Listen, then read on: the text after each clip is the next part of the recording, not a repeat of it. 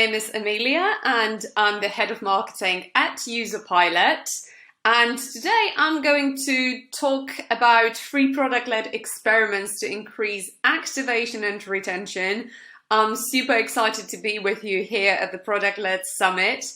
And let's basically start. So Userpilot is a product adoption and experimentation platform for product teams, which is also why I chose this topic, because this is something that is very close to our heart and our mission to basically help digital product teams to run these experiments and improve their key pilot metrics without coding. Right, but let's move on to the agenda. We don't have a lot of time today to waste. So we are going to talk how activation rates affect retention, first and foremost, why this topic is important, why are product experiments important themselves, things to remember when running product experiments, both before and after. And then we're going to go to the free simple product experiments you can create without coding. I will show you how to do this in Userpilot on the basis of post-50 case study. So we're going to have a look at how to do it on a real product of one of our customers. Okay, so first and foremost, first of all, I meant to say, who am I? I already introduced myself. Basically, I'm head of marketing at Userpilot. But before joining Userpilot, I have actually worked as a marketing manager at Post50. So Post50 is Userpilot's client, and since we still have a great relationship, I'm using it to run a few experiments. And also before joining Userpilot and before even joining Post50, I have been building my own products in my past startup life. So this topic feels particularly close to my heart, and I'm definitely, really interested in product marketing and product management. Okay, let's dive straight in. What is activation and how does it affect retention? So activation itself is the moment when your user actually understands and experiences the value of your product. So possibly after they have reached the key activation points, after they have wrapped their head around the main features of your product, they are able to use the core functionality independently, and they actually are able to make this decision to stay and continue using your product. Right, why is it important? So activation is one of these pirate metrics, right? Acquisition, activation, revenue, retention, referrals. And according to a study conducted by Fair Market, actually activation has the biggest impact on MRR from all the pirate metrics. So have a look at this table. You can see here how the increase of any of these metrics by 25% affects the MRR in 12 months. So as you can see here, if you increase activation by 25%, in 12 months, your MRR will grow about 34%. This is the highest growth rate from all the pirate metrics here. And also, increased activation has a huge impact on retention. So in aggregate, these two metrics basically are very tied very closely together and overlap. So the overall effect on MRR is even larger. How to increase activation though? So first of all, you may want to, I'm going to move myself here now, you may want to remove the empty states from your product. Empty states are just like these empty dance floors at a party. When you enter a room, you've been invited to a party and you see the music's playing but nobody's dancing, it's very hard to make this first step.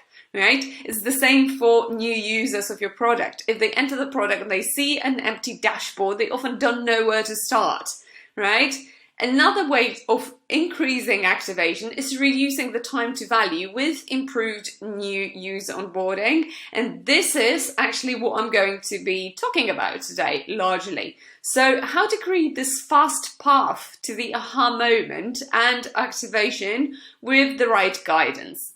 And then, of course, experimenting to optimize your onboarding flows so you get the best activation you can possibly squeeze out of your product. Okay, let's move on now Right. Okay, why do we need experiments? So this is Peter Drucker, of course, the management guru, and he said something that really resonates with me. Only what gets measured gets managed, right? So how can you improve your activation rate or any other metric for that matter if you don't really know what moves the needle? And how can you find out what moves the needle? This is actually where experiments, product experiments come into play. So experiments provide the kind of framework for you to understand like how each of the factors in your, for instance, new user onboarding affects a specific metric later on, in that case, activation. Right, but what is holding us back usually when it comes to product experiments? It's the code barrier, right? So I included a funny meme here that I created a few weeks ago. Usually when we want to propose some product experiments, we hear from our developers that, yeah, they will do that, but after the sprint, and then after the sprint never comes. So there are a lot of challenges, in product experimentation today. Waiting for the sprints to end, no control over the experimental setup, and then of course choosing the hypothesis is also something that we can control more, but it is still a challenge. Right, but today I want to show you how to actually overcome these challenges with no code experiments, right? So say yes to experiments. We are going to see how to build them in a second, but before, I wanted to mention a few things that you need to remember before running an experiment to make sure that you get valid results. Right, so first of all, you need to have a hypothesis. So for instance, in the case of our experiments today, my hypothesis is that interactive onboarding experiences will result in higher activation rates than traditional non-interactive linear product tours, and then nothing at all, right? So the control group will probably have a lower activation rate. Then we need to choose an independent variable, right? So the kind of factor we are going to manipulate, right, to see how it affects our dependent variable, in that case, the activation rate. So it's very important to remember which is which, independent, dependent variables, right? Dependent variable is basically the result of your experiment, so the thing that you ultimately want to get, right? Another useful tip, when you're creating simple product experiments, don't test more than one variable at a time, right? Because otherwise it will be confusing, it will be difficult to actually figure out what was the factor that was moving the needle. Of course, in statistics, there are statistical methods for running like multivariate experiments, so for instance, multivariate regression analysis, but we're not going to go into that. We're going to build something really, really simple and straightforward here. Right.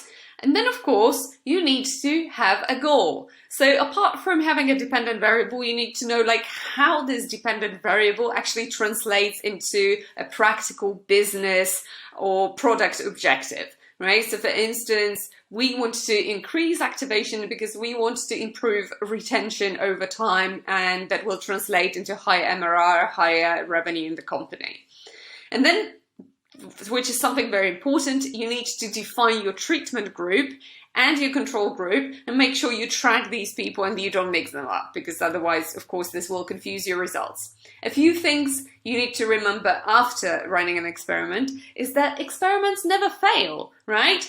So a lot of people are not running experiments for the fear of failing, for the fear of confronting themselves with reality. But actually, even if your hypothesis is not confirmed, you will still collect so much useful data that will inform your future product decisions that it's still worth it. And besides, it's not like you have just one chance at running an experiment. Running experiments code-free is very cheap, very easy, and takes like literally minutes. So you can repeat these experiments and tweak them as many times as you want in order to optimize your experiences and ultimately to get the results that you want. And one more thing, you need to run one experiment at a time, again, for the sake of clarity. We are building very straightforward things here, so we don't want to get confused. Okay, and now let's get to the meat of today's presentation. So experiment number 1 today will be looking at how a traditional onboarding flow, basically consisting of a welcome screen with information followed by a traditional product tour, so a linear step-by-step tour consisting of tooltips, affects our activation rate versus nothing, right? So the control group in this case will see nothing, while the experimental group will see this traditional onboarding tool. And let's see, I built this traditional welcome screen with information, basically informing the users what is happening next, informing them about the 2 tasks they need to complete in order to start using the product.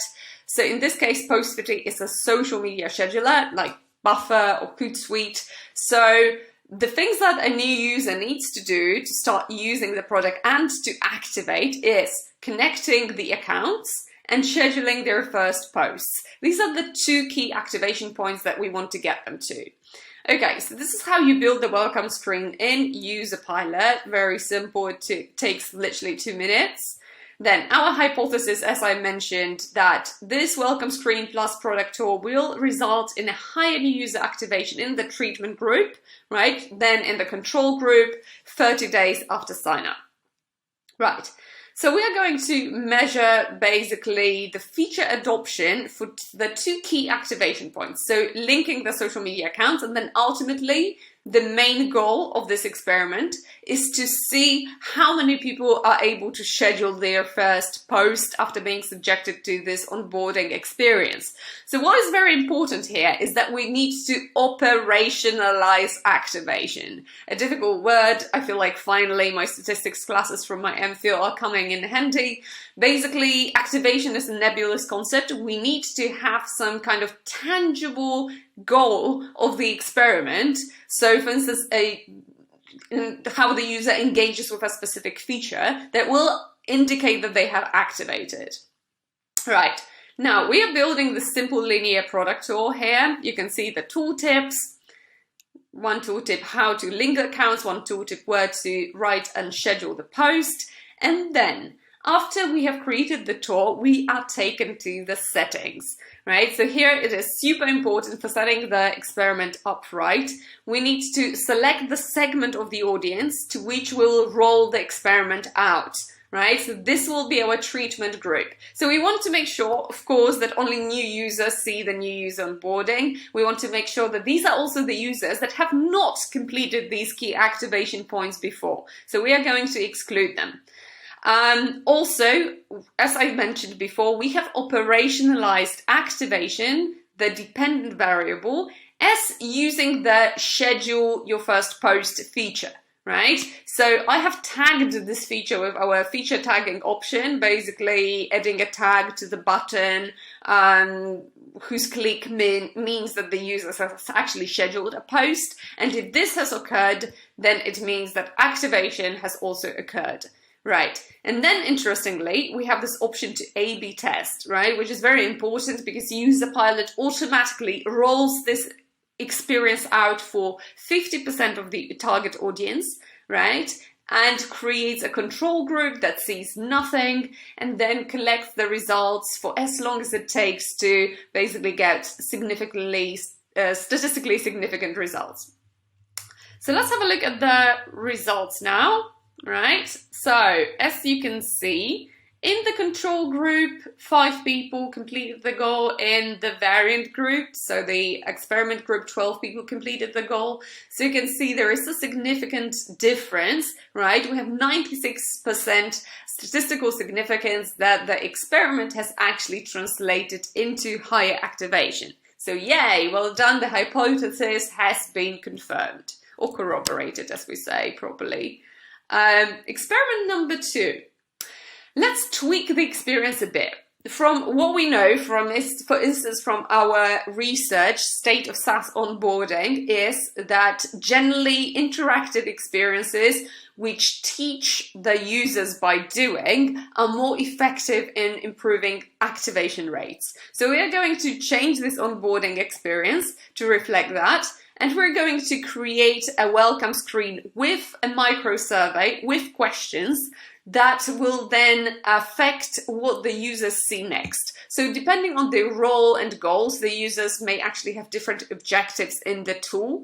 And if you create a welcome screen that will automatically segment them by their goal, you are able to then show them an onboarding experience that corresponds to their goal and gets them there faster. So it reduces their time to value.